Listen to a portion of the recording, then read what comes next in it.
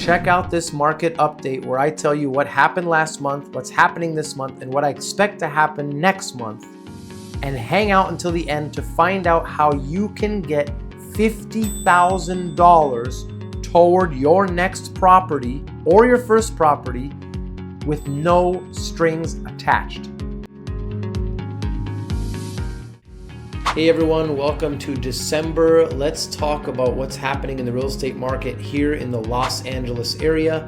I'm going to share with you what happened in November, what I expect to happen now in December, and into the new year, January, moving forward. I'm going to show you some numbers here that I think will be valuable. The first graph you'll see on my screen is a graph of the new listings.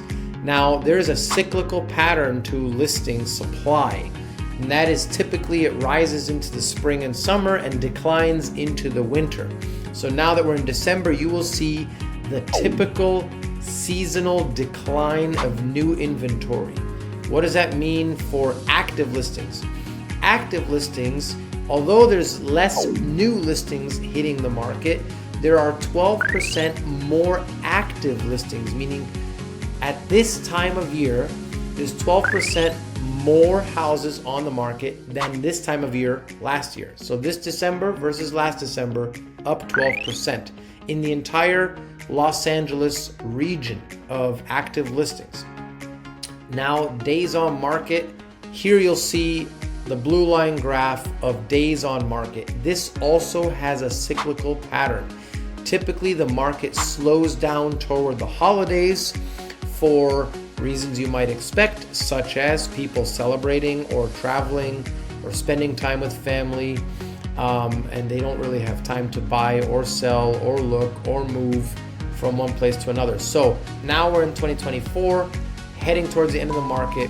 Days on market are increasing, which is a cyclical pattern. I'm going to show you the long term here so that you know what I'm talking about. Here's 15 years of data. You see spike towards the end of the year, spike towards the end of the year, spike towards the end of the year, spike towards the end of the year, spike. All those spikes are the end of the year. So it's very typical for properties to stay on the market longer towards the end of the year. I would say this year is very normal and typical and not abnormally long. Now let's look at months of supply. Months of supply is a term that means if you were to stop increasing inventory, how long would it take to get rid of all your inventory? So if you stopped restocking the shelves, how long would it take to sell everything that's out there? So back in 2021, we had a historical low months of supply, only 1.6 months of supply, meaning if you stopped feeding the market new properties in 1.6 months, everything would be gone.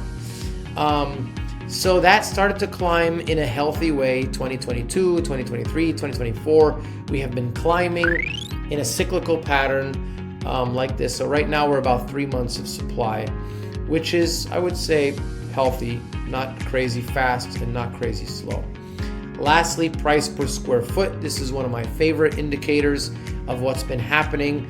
You'll see this graph is from 2019 all the way until today. Basically, you have this cyclical curvature. Again, from January to June is the strongest period of the market, and then it starts to slow down towards the end of the year. So we have this normal cyclical curvature. 2019 up down, 2020 up because it was COVID, and so all the pent-up demand from the spring market basically came rushing in towards the end of the year. 2021 big boom, softened up or at least leveled off. 2022 big boom, and then when interest rates spiked, that's here. You see when interest rates spiked and got to 7.5%, in some cases almost 8%. When that happened, the market slowed down tremendously. Then 2023, a normal curvature. 2024, another normal curvature. One interesting data point in 2024 is that we had a little bump right here before the election, which is so bizarre because so many people were telling me that they want to wait until after the election. Anyway, so had a little bump before the election this year, but now we're back to the cyclical downward trend towards the end of the year. What I expect for the coming January 2025 is that we have another roaring start to the year. Why not? We've got a new administration. We've got people, new year, new me, new year, new you. People are ready to make moves. The holidays will be over. They're going to get back to business. One last thing I'll show you is the mortgage rates today. As I showed you, 2022 was when we, oh, this is 2024. I'm going to show you more than this. Boom!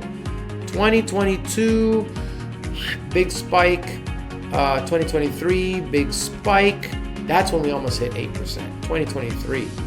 But 2022 was the big change. That's when people were really shocked from going from the 3s all the way up to the 7s in just a year's time, and that's what really slowed things down.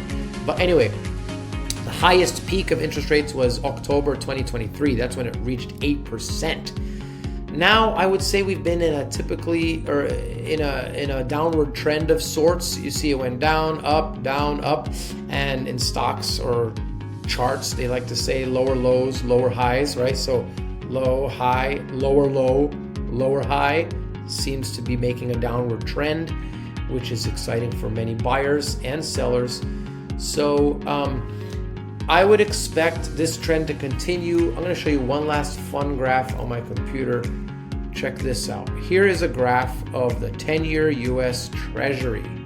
Okay, you will see that towards the end of the year, prices tend to rise on average. This red line is the 5-year average, green line is the 15-year average, and yellow line is the 30-year average. So on average, prices tend to rise into the end of the year, which has been the case. Can you believe it? History repeated itself. 2025, what do I expect to happen with interest rates, okay?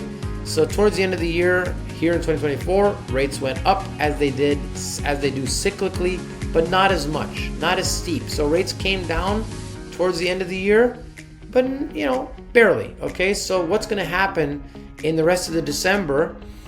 My expectation is mixed. You see, the 5-year average line, this red line on my screen, says that it actually stays flat, which means rates don't change that much.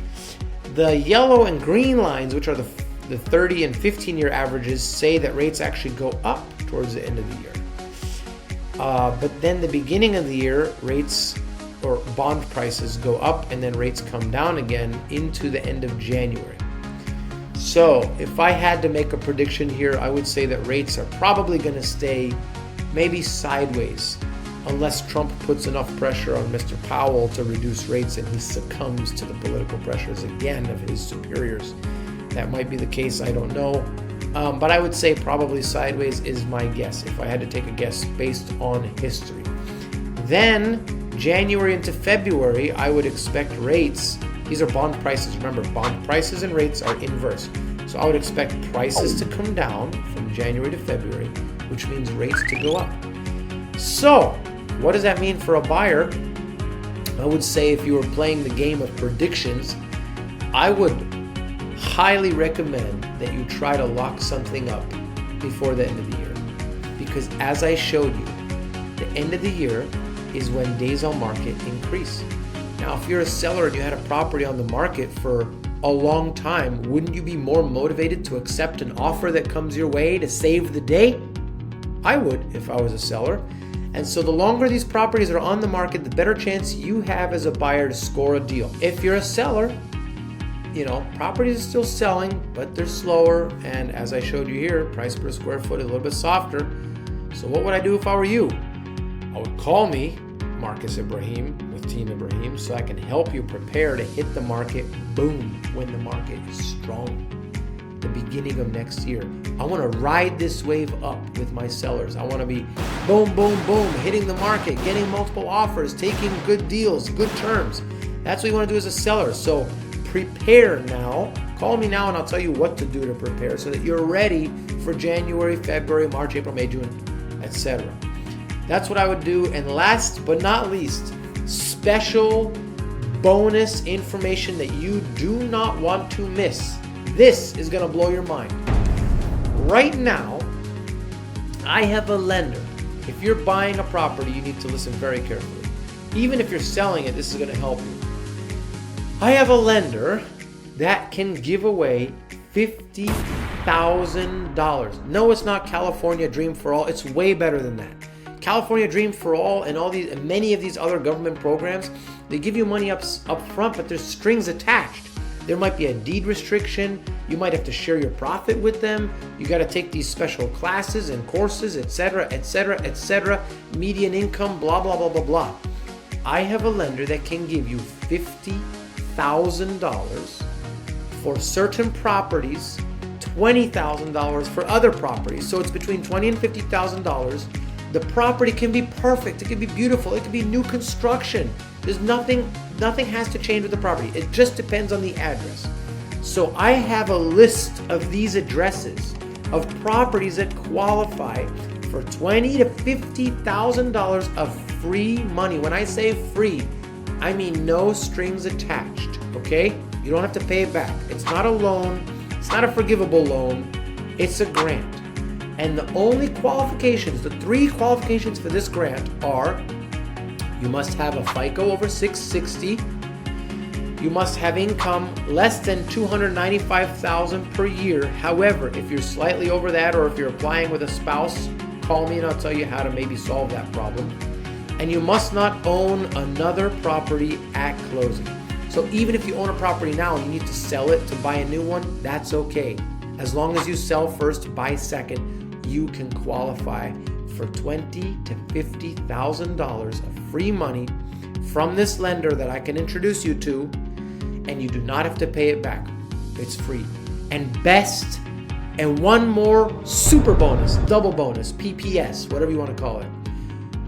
This lender can also lend you this money and give you a loan with no PMI. PMI stands for Private Mortgage Insurance. Anytime you put less than 20% down on a loan, you have to pay PMI. For example, if you're buying $1 million property and you put down $50,000, which you just got for free from this lender, and you borrow $950,000, your PMI is going to be $800 a month on top of your mortgage. That is wasted money. This lender that I will introduce you to can eliminate that PMI. He can give you your down payment and drop the PMI. Boom. You just bought a property with no money out of pocket. How would you like to buy a $1 million property with no money out of pocket? Call me right away.